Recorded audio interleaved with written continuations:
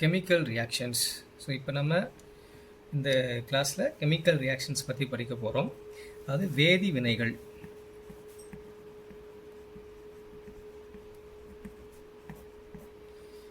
இந்த வேதியியல்லையே நமக்கு ரொம்ப அவசியமாக தெரிந்து கொள்ளக்கூடிய ஒரு பிரிவு தான் இது.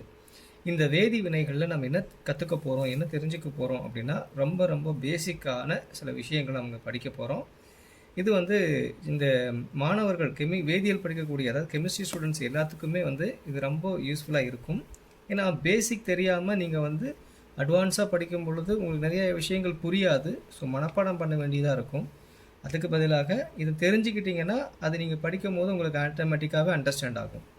ஸோ இப்போ இந்த வேதி வினைகளில் நம்ம என்ன தெரிஞ்சுக்க போகிறோம், வேதி வினைகள்னால் என்ன அப்படின்னு எல்லாமே இந்த நடக்கக்கூடிய நடைமுறைகள் நம்ம அன்றாட வாழ்க்கையில் டே டு டே லைஃப்பில் நம்ம எடுத்துக்கக்கூடிய எல்லாமே வேதி வினைகள் தான். ஃபார் எக்ஸாம்பிள் பகல் இரவு, so that is change of climate, எல்லாமே வேதி வினைகள் தான்.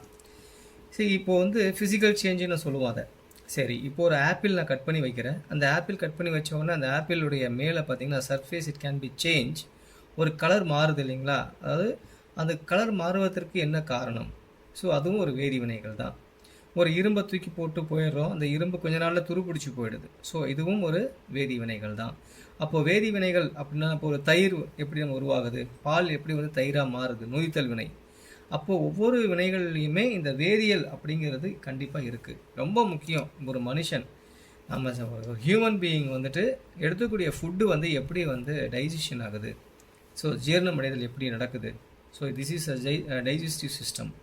இது எல்லாமே என்னது, எல்லாமே வேதி வினைகள். ஸோ இந்த வேதி வினைகள் தான் நாம் இப்போது டீட்டெயிலாக படிக்க போகிறோம். சரி, இது எப்படி நடக்கும்? ஃபஸ்ட்டு இதோட டெஃபினேஷன் என்ன அப்படின்னா, that is rate of reaction. Rate of reaction அப்படிங்கிறது தான் இதோடைய பேஸ். ஸோ அதாவது வினையின் வேகம்.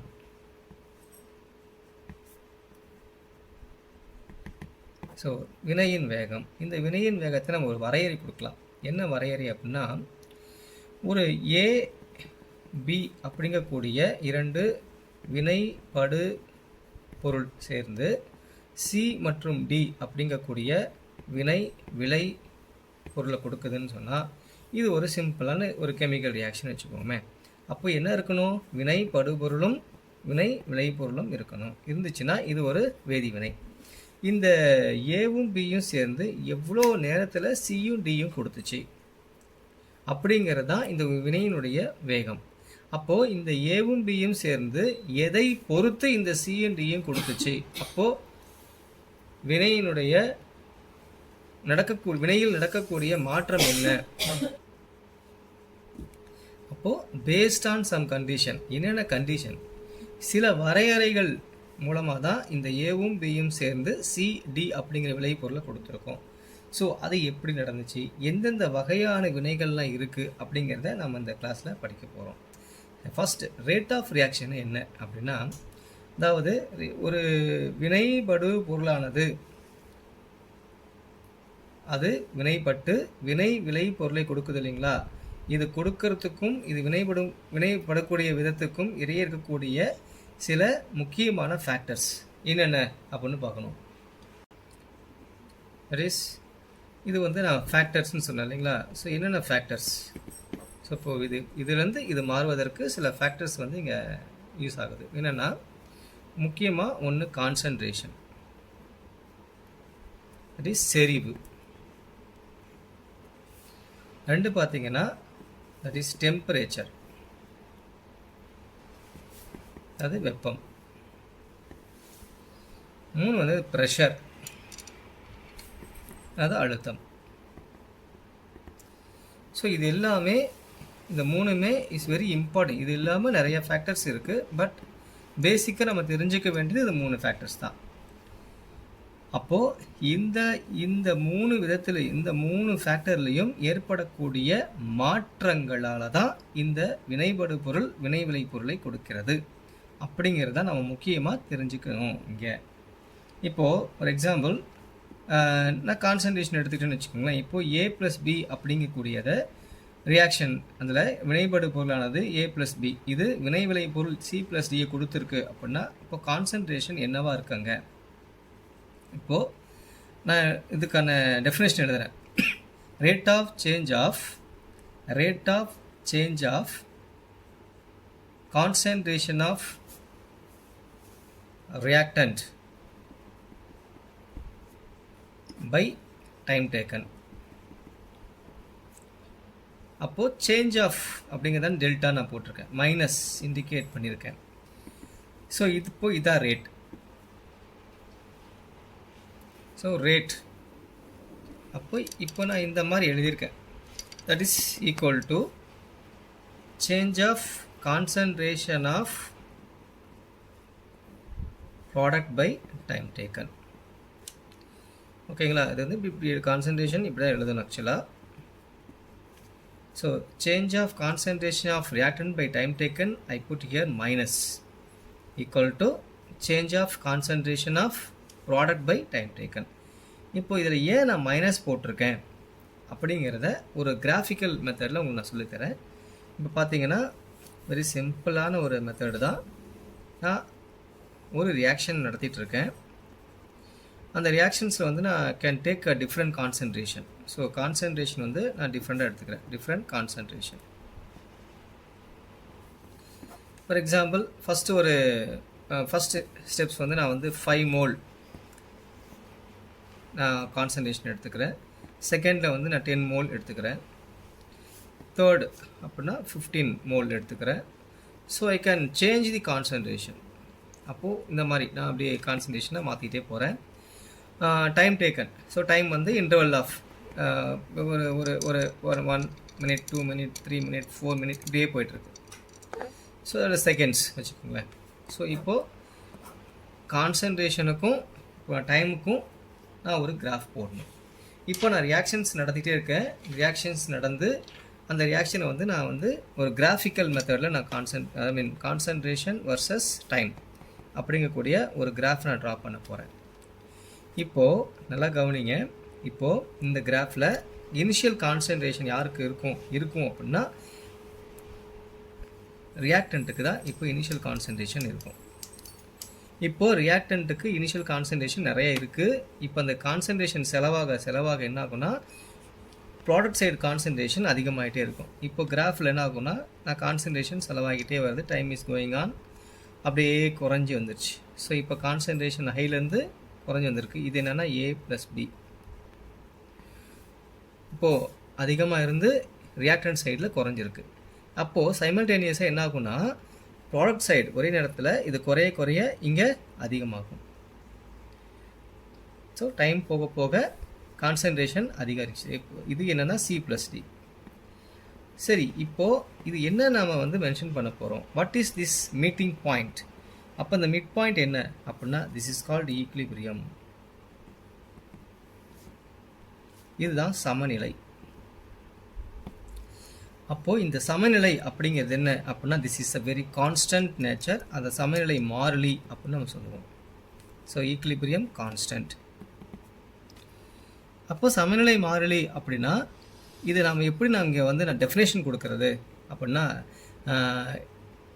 த concentration of product by concentration of reactant. So this is called equilibrium constant. So concentration of product by concentration of reactant. So இப்போ change of concentration of reactant by change of concentration of product. அப்போ இது ரெண்டுமே இங்கேயும் change ஆகிட்டே வரும், இங்கேயும் change ஆகிட்டே வரும். இந்த மீட் பண்ணக்கூடிய பாயிண்ட் எப்படி இருக்கும் அப்படின்னா இதுவும் 50%, இதுவும் 50%. ஸோ ரெண்டுமே ஈக்குவலாக இருக்கும். அப்படின்னா அதுதான் அதனுடைய அந்த வினையினுடைய சமநிலை. அப்போ அந்த சமநிலைக்கு அப்புறம் தான் அந்த விளைபொருளானது உருவாக தொடங்கும், வினைப்படுபொருளானது விளைபொருளாக மாற தொடங்கும். ஸோ இதுதான் மிக முக்கியமாக கவனிக்க வேண்டிய இந்த வினையினுடைய ஒரு பங்கு, அதாவது ஒரு பாகம் சொல்லிக்கலாம். So this is very important part of chemical reaction. So types of chemical reactions. இப்போ based on இதை பேஸ் பண்ணி நான் வந்து types of chemical reactions சொல்ல போகிறேன். இப்போ மேலே வந்து நான் கான்சன்ட்ரேஷன் மட்டும் தான் உங்களுக்கு சொல்லியிருக்கேன். இதே போல் டெம்பரேச்சர் பார்த்தீங்கன்னா டிஃப்ரெண்ட் டெம்பரேச்சரில் உங்களுக்கு டிஃப்ரெண்ட் ஃபேக்டர்ஸ் வந்து இந்த கெமிக்கல் ரியாக்ஷன்ஸுடைய ரேட் வந்து சேஞ்ச் ஆகும். ஒரு சிம்பிளாக சொல்லணும்னா, if it is increasing the concentration, the rate of reaction also increased. If increasing the temperature, rate of reaction also increased. If increasing the pressure, rate of concentration, rate of reaction also increase. அப்போ வினையின் வேகமானது செறிவு, வெப்பநிலை, அழுத்தம் ஆகியவற்றை பொறுத்து அதிகரிக்கும். அப்படிங்கிறது தான் முக்கியமாக நம்ம கவனிக்க வேண்டியது. இதை பேஸ் பண்ணி டைப்ஸ் ஆஃப் கெமிக்கல் ரியாக்ஷன்ஸ் நம்ம படிக்க போகிறோம். இப்போ டைப்ஸ் ஆஃப் கெமிக்கல் ரியாக்ஷன்ஸ் அப்போ நான் ரொம்ப சிம்பிளாக சொல்கிறேன் உங்களுக்கு. ஸ்லோ ரியாக்ஷன், ஃபாஸ்ட் ரியாக்ஷன், ரெண்டும் கலந்த மாதிரி ஒரு மாட்ரேட் ரியாக்ஷன்.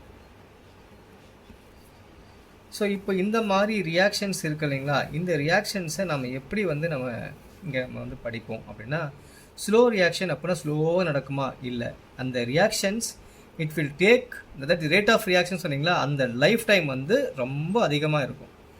ஃபார் எக்ஸாம்பிள், இப்போ நான் ஸ்லோ ரியாக்ஷன்ஸ்க்கு எக்ஸாம்பிள் சொல்கிறேன். இப்போ rusting of iron. So rusting, இப்போ இந்த ரஸ்டிங் ஆஃப் அயன், இரும்பு துருப்பிடிக்குது. எப்படி இரும்பு துருப்பிடிக்கும்? அப்போ இரும்பு அப்படிங்கிறது, அதாவது இரும்பு 3 ஆக்சைடு அப்படின்னு மாறும். So iron, that is iron 3 oxide அப்படின்னு மாறும். அப்போது இது ஒரு ஆக்சிடேஷன் ப்ராசஸ்.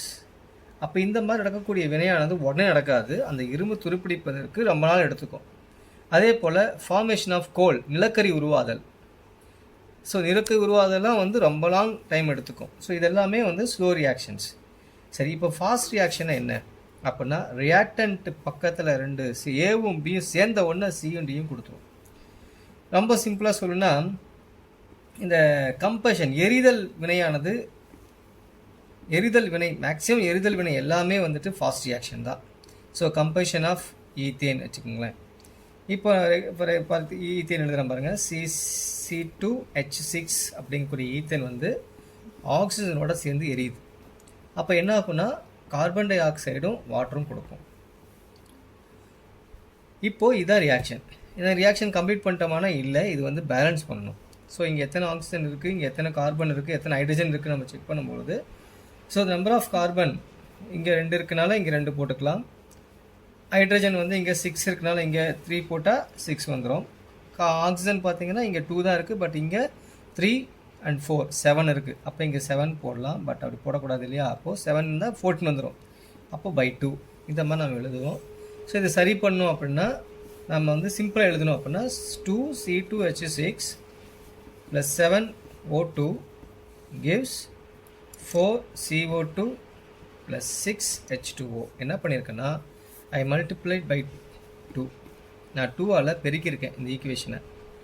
அப்போ நமக்கு இந்த மாதிரி கிடைக்கும். ஸோ இது ஒரு ரியாக்ஷன். இது என்ன ரியாக்ஷன்?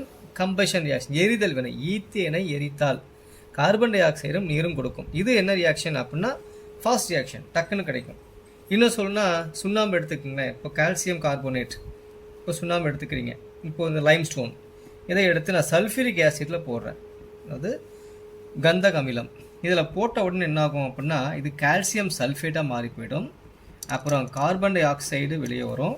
அதான் நம்ம ஏரோ மார்க் மேலே போட்டால் கேஸ் வெளியே வரும். தென் H2O வாட்டர். ஸோ அப்போது இது வந்து என்ன ரியாக்ஷன்ஸ்? Fast reaction. டக்குன்னு இந்த வினையானது முடிஞ்சிடும். ஒரு மாடரேட் ரியாக்ஷன் அப்படின்னா என்னது? Neither fast or slow. ஒரு ஒரு ஒரு குறிப்பிட்ட வேகத்தில் மட்டுமே இந்த வினையானது நடக்கும். அப்படி என்ன எக்ஸாம்பிள் நம்ம சொல்லணும் அப்படின்னா, இந்த எஸ்டர் எடுத்துக்கோங்களேன். இப்போது CH3COO C2H5 அப்படிங்கிற எஸ்டர் எடுத்திருக்கேன். So ethyl methyl ester. இந்த எஸ்டரை வந்து நான் வந்து என்ன பண்ணேன்னா, ஒரு பேஸில் போடுறேன், ஒரு காரத்தில் போடுறேன். அதாவது சோடியம் ஹைட்ராக்சைடில் போடும் பொழுது என்ன ஆகுன்னா, இது வந்து சோடியம் அசிட்டேட் அப்படிங்கக்கூடிய ஒரு விளைபொருளை கொடுக்கும். அதே போல் இது எத்தனாலாக வெளியே போயிடும். ஸோ இது is very important displacement reaction மாதிரி நடக்கும். எப்படி பாருங்கள், CH3COONA + C2H5OH. ஸோ இது very simplest reaction and also this is very moderate. ரொம்ப ஃபாஸ்ட்டாகவும் இருக்காது, ஸ்லோவாக இருக்காது, ஒரு மிதமான வேகத்தில் நடந்து முடிக்கக்கூடிய ரியாக்ஷன். ஸோ இதுதான் வந்து உங்களுக்கு நான் சொல்லக்கூடிய இந்த கெமிக்கல் ரியாக்ஷன்ஸுடைய, அதாவது வேதி வினைகளுடைய ஒரு இம்பார்ட்டண்டான ஒரு எக்ஸாம்பிள்ஸ் தான். ரொம்ப சிம்பிளாக இருக்கும். இது வந்து நீங்கள் ட்ரை பண்ணி பாருங்கள்.